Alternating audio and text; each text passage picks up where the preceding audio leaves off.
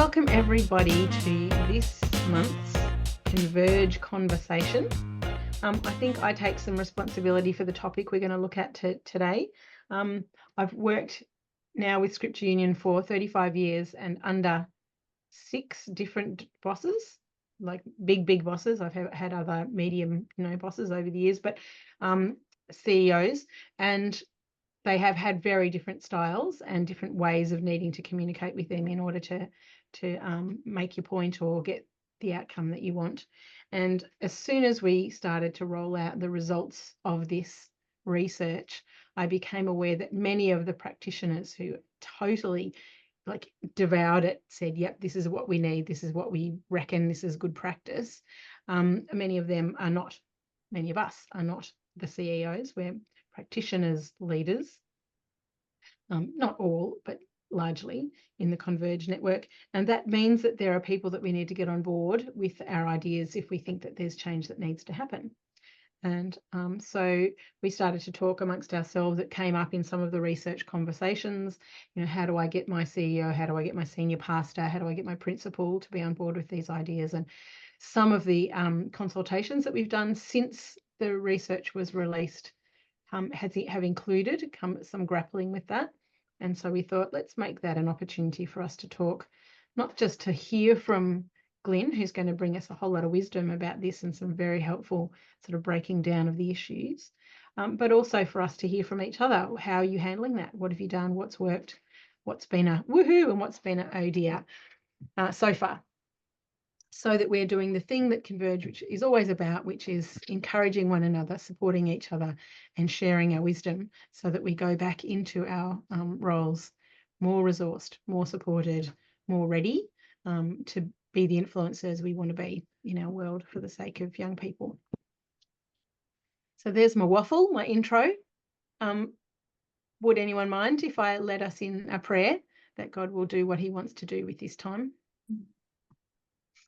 Jesus, when I think of you and CEOs and leaders, I just am reminded of the community that is Holy Spirit, Father and Son, that you work collaboratively together, that you listen and inform one another. And yet, Jesus, often you said, I don't do things on my own behalf, I do the will of my Father.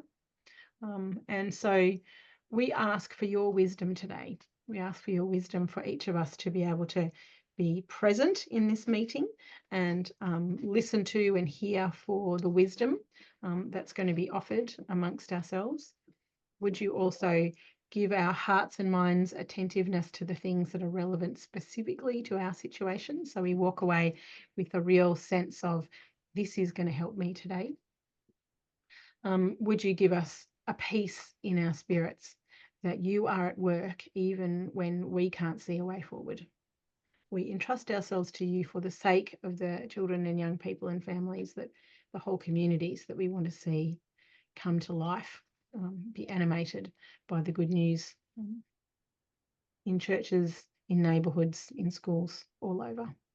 We bring this to you, Jesus, because this is your heart, your kingdom, your dream for our world. And we want to join with you in that. Good on you, God. Being amen. Thanks. Welcome back, Steve.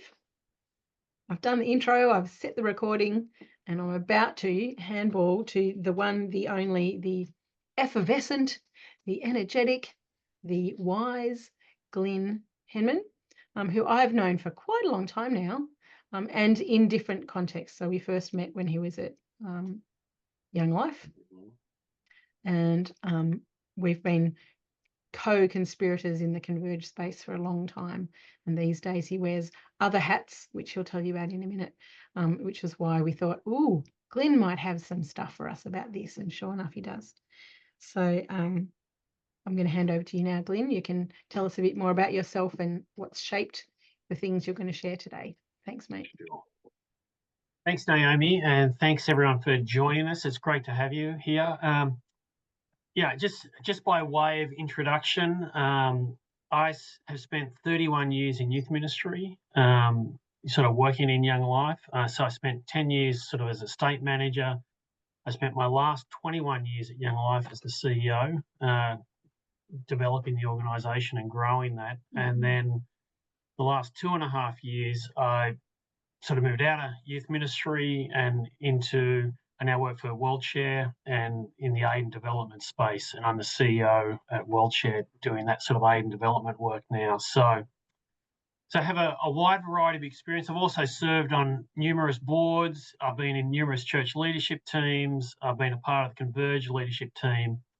I've sort of worked at really local levels. I've worked at national levels, and I've worked at international levels as well. So I have this sort of, by hook or by crook, a lot of vast experiences working in leadership spaces. Mm. What I want to say about today, though, is today is not going to be some biblical overview of leadership. I'm sure you've all sort of sat around and read stuff and whatever. We don't need another biblical overview of leadership. There's plenty of places you can look at that. But what I wanted to bring was just some practical reflections on a lifetime of leadership and what it means to be leading a team, but also to be led. Because much to the surprise of many people, CEOs are led as well. And so we need to be responsive in this space of what it means to lead up as well. So when it comes to leadership, let me just, again, just a really practical reflection. We all lead at whatever level, but true leadership emerges when things are really hard. So leadership is actually what I call a foul weather job. When things are really hard, that's when leadership really emerges for people. And so my view is that true leadership really emerges out of the pain and the hardship and the complexity of all of those hard spaces that we end up in. And so when you lead, I just want to encourage you to be aware of your own wounds, I guess the damage that has come because of the journey that you've taken in leadership. But there's also the wound of your boss, and your boss will carry plenty of scars along the way as well. So, and you're not going to be aware of all of those, and they're not going to be aware of all of yours. But these, in my experience, is sort of where things sort of come a bit unstuck often. So I just want to encourage you to be really thinking about that. So that's just the preamble for us to get to where we need to go. So the question is, how do we influence or bring leadership to those who lead us? So how do we lead up in this space? And so when leading up, it's really about our capacity to influence and communicate why an idea or an issue is critical to the overall success of the ministry that you're involved with or the organisation that you're involved with. And so it really is about that communication of the critical need. And so to do that, leading up is really about trusting each other and building trust together. And so, and you may have a high level of trust with your boss, and that's fantastic. But if you're wanting to bring significant change or bring new ideas to the table or whatever, or to have your organisation adopt some new things, you need to keep building trust around those ideas as well. And so one of the key things that you need to bring to the table is you need to know your why. So when it comes to, like if we think about the research project that we've just done and we've delivered all this stuff and we have a whole bunch of outcomes, why is this important? What is it that's so significant about this that your organisation or that your boss should be trying to think through? So you need to know your why. And then I think, those of you who are Simon Sinek fans will have heard that sort of stuff. Know your why, blah, blah, blah. But when you're trying to lead up, that is actually really important. The why that sits behind your idea is actually a really critical thing. And there's a number of reasons for that. So what I'm going to do is I'm just going to hit 6 things that I think will potentially help you. And then I'm just going to give you a couple of things that have been helpful for me as people have led up to me over the years as well. So, and then we'll go to some question times and some breakout rooms, and then we can come back and ask more questions. So leading up is really a communication exercise.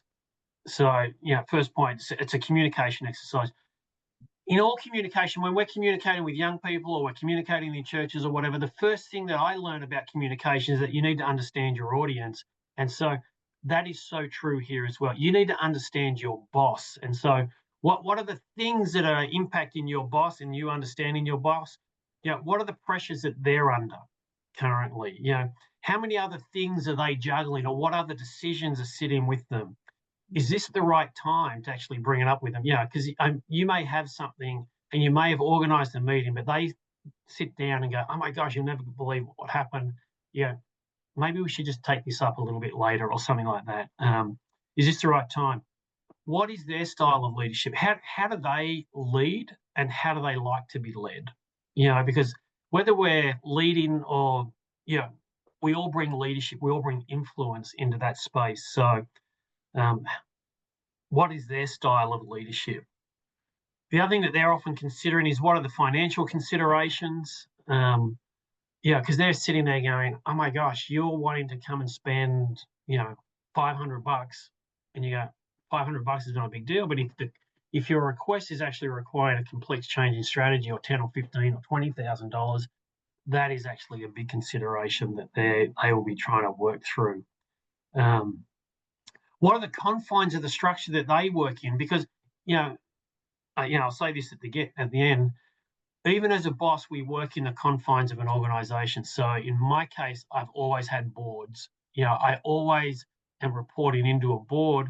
So, it's key that I'm able to lead up into the board as well. So understanding that structure and understanding that I need to lead up into a group of people is just as important, because if I'm needing to lead up into that group of people as well, I need certain information in which I can communicate, the change that we're wanting to bring. And so then part of your consideration is, who else do I need to influence? Who else does your boss need to influence? Because if your boss is not the CEO, they're sort of the next level of management up or 2 levels up, you need to be aware that then needing to lead up as well. So how do we actually help all of that process take place? So you need to understand your audience and the environment in which you're working. Second thing is, leading up is a structural exercise. So one of the first questions you might want to explore is, how have others succeeded with your boss? If they've had ideas, how have they actually been successful in that? Who are the other gatekeepers or influencers that you may need to get on board in that as well? Because if you're working in larger teams, it's not just one person or one department. You may need to bring others in around that, depending on the structure of your organization and how big that is. How can you help everyone own the idea? Because it's not only these teams out there that you may be working with, but how can you help everybody own that idea? Because we all know that the best ideas are the ones where everybody owns it, where everybody creates it, et cetera, et cetera. Now, when it comes to the research project, you're not creating something in that sense, but how can you bring that to the table and help people understand that this is their idea and there's really powerful things in the midst of all of that? And then to make significant change, you need as many key people on board as possible. So again, who are the gatekeepers in the midst of all of that, and just how do you just keep them informed around it? I'll say something else about that in terms of how that impacts me, or some of the impacts of that upon me in the second piece. But thirdly, it's a commitment to really be a part of, what's the word I'm looking for? To be really persistent in it, I guess. So don't take your no as a no. Don't get disheartened. Your no doesn't mean no. It just might mean not yet. I found that when I was doing a lot of fundraising, if I'm raising money with people, often their no was not a no. It just meant I hadn't done enough to communicate the importance of what they were wanting to give money to. So no doesn't mean no, it just might mean not yet. So what do you need to, you need to keep communicating the importance of your idea. You may need to change your language and your style in which you communicate that as well. Because I know for me, often people come to me and they say stuff and it just doesn't resonate with me at the time. So what are the other things that you can be doing in and around that to just help bring me on board with all of that? So, and no may not have anything to do with your idea either. It may just be where the organisation's at. But don't give up on your idea. I think if your idea is really important, timing is a critical factor in the midst of all of that as well. So when is strategy being redone, re-looked at? They may be the times where you actually get a chance to come around and have another crack at it. Bottom line is, it's a commitment exercise. Be persistent with your idea, but don't be narky. Bosses hate nothing worse than a narc in the room, and someone who just gets a bit agitated because it's no all the time. Just keep working at your communication style and all of that.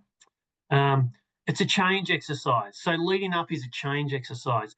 I don't know about you, but if someone's ever come to you and said, "Hey, we need to change something," blah blah blah, and what the boss hears in that case is that we're not doing well or we've failed at something. So all of a sudden we feel like that there's this sort of angst in the room because we feel like we've failed potentially. It depends on what it is, but this sense of failure, or that we're failing at a key strategy that we're working on, drives fear for the boss. So the question for you is, how do you alleviate that pressure, that fear that your superior might be feeling in that moment? So, one of the things that I always try to work through is it's not that what we're doing is bad or wrong. Maybe the question is, how can we do this better? What is the better outcome that we can be working towards? How do we actually take that on in such a way that it becomes helpful for the organisation? How do we become more efficient? Whatever the situation is. So when it comes to the research, some of the research may mean that we change the structure of the way that we do, our youth program or whatever it may be, and all of a sudden people start to go, "Oh my gosh, you're going to stop doing the Friday night youth group," or whatever it might be. No, we're not going to stop. We're just going to, here's the shift that we want to make on that. We want to make that because of these reasons, et cetera, et cetera. So just be really clear on that. Leading up is also a positional exercise. And by that, I mean, you hold a position in an organisation. You have been employed in a role because the organisation has identified a clear need. So you are a ministry priority. And so when you understand that you're a ministry priority, the other thing that you need to understand is that you are the expert in that priority. And so how do you use your position as the expert in that priority place to actually lead up? And so good leaders actually know that they're not always the smartest person in the room, but you've heard all of that. I mean, I actually think good leaders, they are quite smart, but what makes them smart is that they can actually listen to the other voices clearly. So in my world, I go, I don't know a lot about this particular thing, so let me pull that expertise into the room. You are the experts in your field, in your organisation. So don't employ me and ask me not to do anything or to sit there on my hands and have no opinion.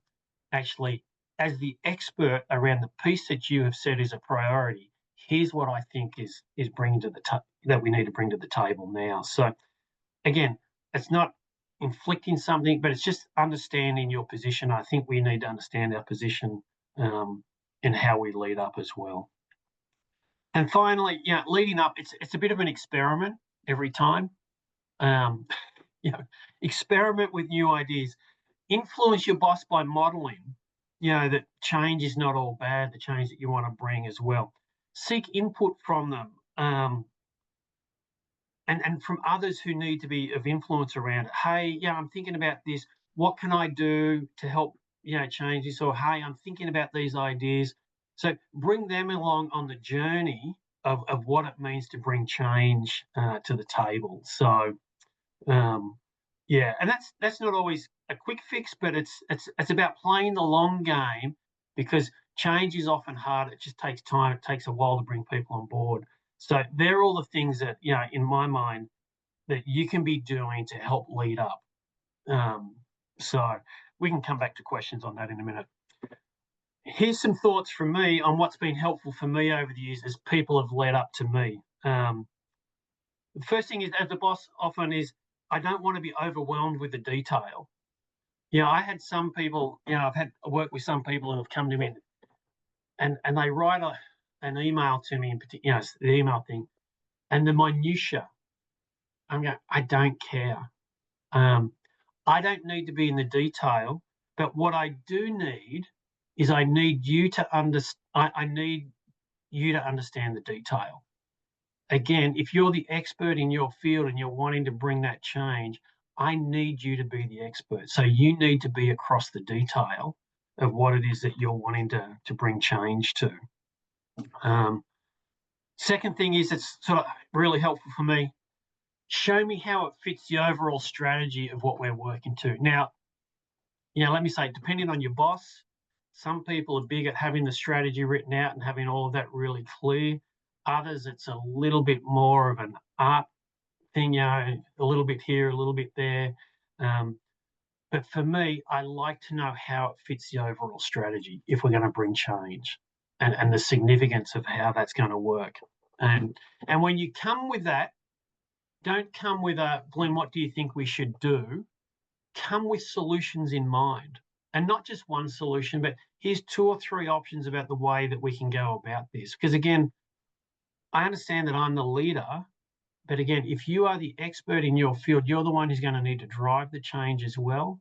Yes, I can come beside you on that, but I need you to be that expert in there. So come with that solution in mind and tell me what you need from me as well. Because that's often an important thing, because often as a boss, we don't know what you need.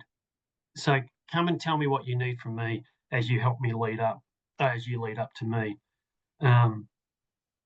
Again, just remember, the overall goal is to move the organization to success. And often as a leader, you are measured on that success.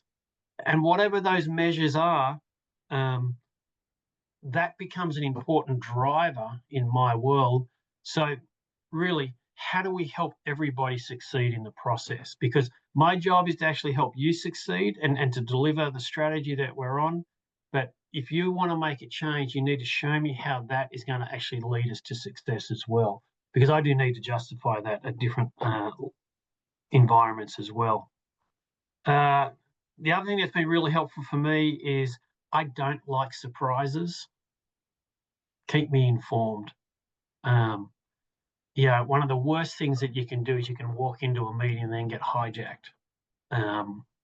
Keep me informed. The egos of leaders is quite fragile often. So keep us informed. This is a personal thing for me, so not everybody will be like this, but you come to me once, I consider it a thought bubble, unless it's clearly, whatever. Come to me a second time, and I go, oh, there's an idea starting to form there. You approach me a third time on something, and all of a sudden I go, there's something I need to listen to here. Because if you're really committed to that task, I go, there's something that I need to engage in here. So for me, it's sort of like, and I say this to my team, like, you come and hit me once with something. If I dismiss you, don't be disheartened. Come back and have another crack at me later on it. So that's just my style as well. The other thing that's just helpful for me, been over the years, is that when you, who's leading up to me, understands that you are just one of the many competing priorities that I might have in front of me at any given time. So I love it when my team come to me and say, Glyn, I don't know if this is a priority for you right now, but here's something that we're thinking about. And we then get into a conversation on it. So, and then what that then allows is it allows for a discussion for me to go, well, here's the big picture of what else is going on around us. So this might be important for you, yes, that fits into the strategy, yes, we can do something with it. Or if it's the no, it allows me to explain the no because I have the big picture in mind. Because the other thing that, you don't know who else has been in my office before you, and you don't know who's coming after you either. And they're all trying to pitch their ideas at me. And so I have all these things that I'm trying to manage and juggle at the one time. So by all means, engage the other influencers, those other gatekeepers and whatever.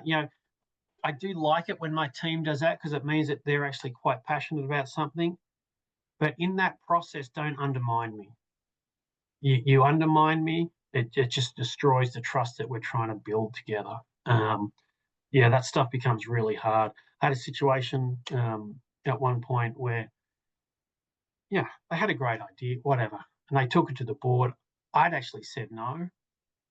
And then they came in and said, and the board, I'm sitting in a board meeting, and I'm just going, you just killed me.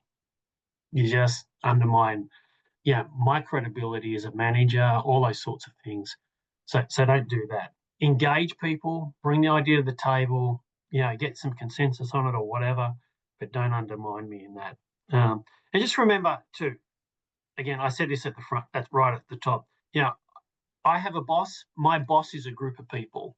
It's a board, and boards can be notoriously difficult to wrangle. And my job is to wrangle that group of people. And so when we're doing strategy, when we're doing all these things, I'm trying to lead up into that group all the time because they need to be the one who's signing off on my bits and pieces as well.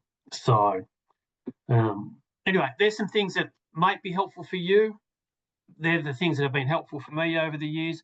When it comes to, something like the research project, it may mean a critical change in the direction or the how you do something.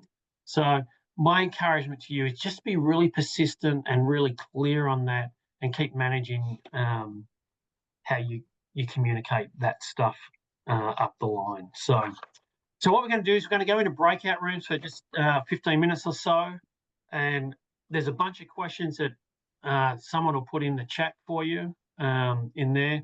Essentially, answer one, answer two, answer them all, but talk together about how you have led up or your frustrations in how you've had to lead up to your boss and how all that has worked or hasn't worked for you.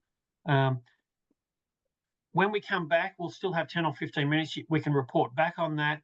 But if you have more questions for me, happy to really engage in that with you as well. So there we go.